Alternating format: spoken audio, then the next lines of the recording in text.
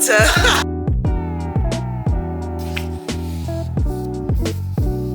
is week 4, day 4 of The Artist's Way. It's been a busy week because my sister is here. She's right there.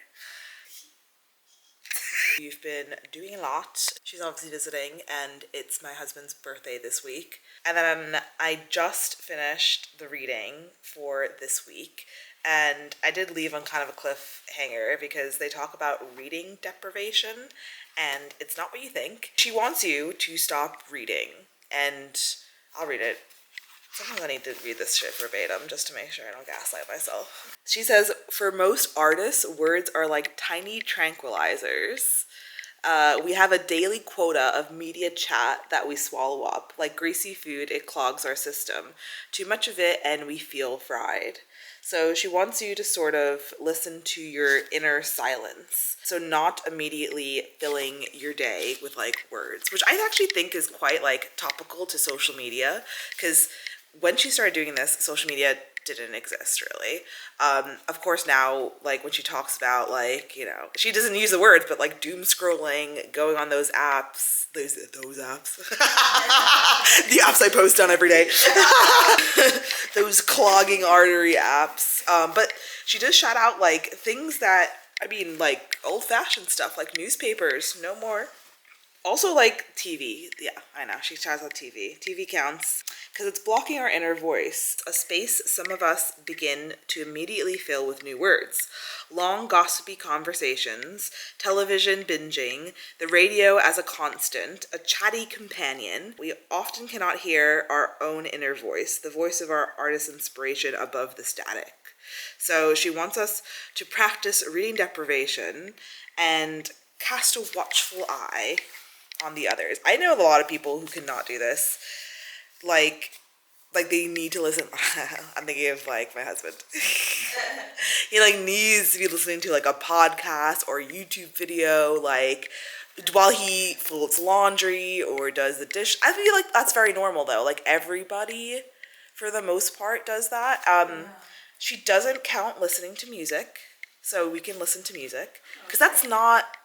Like, but no podcast, like no radio. That's fine. Yeah. Here's a list of things we can do instead, if you're curious. Make curtains. Okay, that's a crazy one. Wash the dog, okay? We have to get a dog.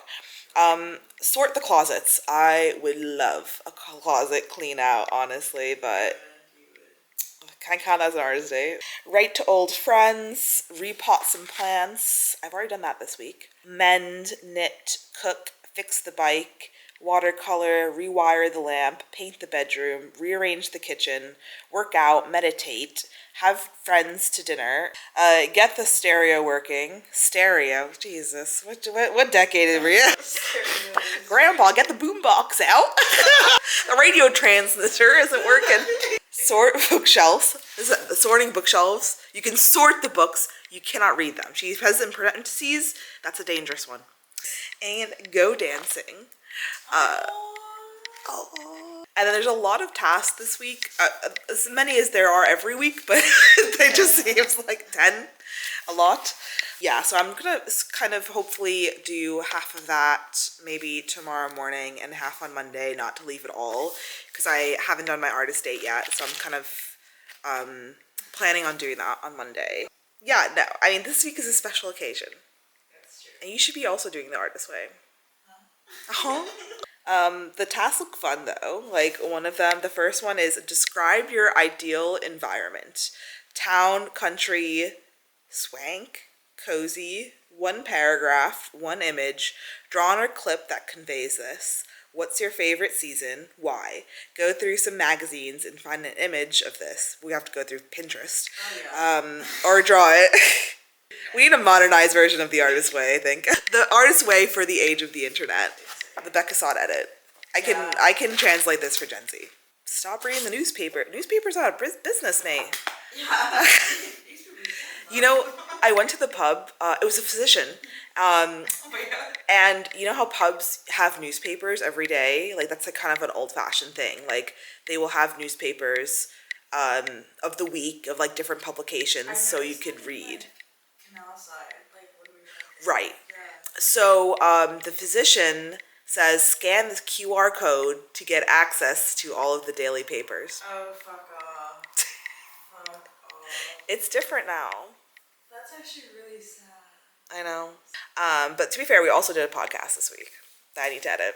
We've done a lot. And I've posted my first article to the Business of the Internet. Vati. I created a new Substack specifically for sort of things I already talk about sporadically, which is like internet trends, TikToks, influencers, like on a more academic sort of point of view, and like, yeah, sort of analyzing what's working, what isn't working. And I enjoy writing those. I mean, I must enjoy writing everything I do because I don't get paid for it. So for the love of the game. And like, I like that there's like a space where that can exist. And I sort of want to see what happens when that's like left alone. And because I just feel like it just is different to like Becca Sod in so many ways. Like doesn't need to even, you don't need to know any of my other content to read that article and like take something out of it. Yeah. So we have been moving forward and doing little different things here and there. But I actually do want to do the kind of work, what's it called? Tasks this week. They sound fun. I know. Be very specific. Write a letter from you at 80 to your current age. What interests would you urge yourself to pursue? What dreams would you encourage? No idea what that old biddy wants. Unfortunately, the reading deprivation I'm just doing naturally because I've been so busy, but I'm in the middle of reading Bridgerton and the new episodes have dropped already. I'm supposed to do like multiple videos on those. So maybe I just like don't read Bridgerton and just finish the series and then I read the second half of it. So it's a horrible week to be depriving myself of reading, really. I can deprive myself next week. No, I'll deprive myself this week and then we can finish Bridgerton literally on Wednesday. Like, very quick check-in. It is day 6 of The Artist's Way. My sister left. It's not my husband's birthday anymore. And I was able to actually finish all my writing this week. Or the weekly exercises at least. We just ordered food. Tomorrow is the last day and I'm also out all day. Successfully complete the exercises. Throwing away or giving away like a low self-esteem outfit. And you don't need to tell me twice for that. Like, I've been dying for a closet clean out. And it's funny because actually one of the things that she mentioned in the book this week or last week was about like feeling the need to want to clean out something. Like, don't be surprised if you do spring cleaning or go through your closet or reorganization, like making space for the new. I do that all the time. You can ask anyone. I hate it, but I love it. To just do a big refresh organization. It's been obviously very crazy having my sister over and doing a lot of stuff with my husband for his birthday and planning all that. So yeah, I'm sort of forgiving myself a little bit this week if it's not perfect. I mean, we're gonna go off technicalities, and technically, we did it. We did it, Joe. Real quick, before I go eat, I also am going to count my artist date this week as gardening upstairs, which I did today because it's March and it's spring and you can feel the change in the air, which has been really nice. And yeah, I just started some seedlings in the little tray and did like a cover. I went up there with Liam. Yeah, it was really nice. And I'm going to finish the Bridgerton book because I finished the series, and I'm again, like I said, I'm skipping the reading deprivation this week because it's topically I need to finish Bridgerton. And I just felt really like disappointed with the TV show ending. It was jarring, just like the entire plot. Artist date done. Weekly exercises done. Did we write every day? No, but that's okay. We basically wrote every day but one day, so it's done.